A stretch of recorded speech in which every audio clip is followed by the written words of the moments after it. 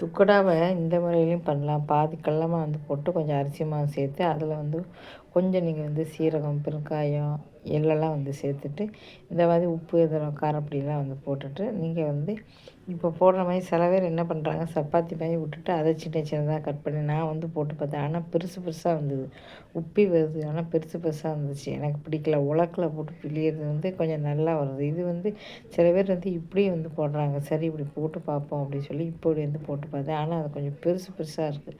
ஒருவேளை சின்ன சின்னதாக போடணுமான்னு தெரியல. நானும் உருட்டி பார்த்தேன். எனக்கு அது பிடிக்கல.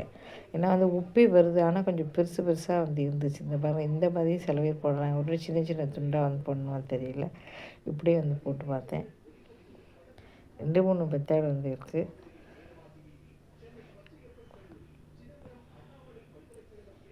அதுக்கப்புறம் தான் சரி வேண்டாம் அப்படின்னு சொல்லி உலக்கெடுத்து அதை மாதிரியே பண்ணிட்டேன்.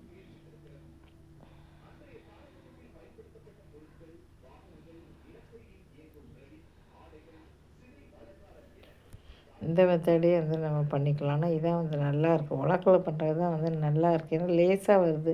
இப்போ சீக்கிரம் வெந்துடுது. அப்படி இருந்தால் கொஞ்சம் கனமாக இருக்குது, வேக மாட்டேங்குது.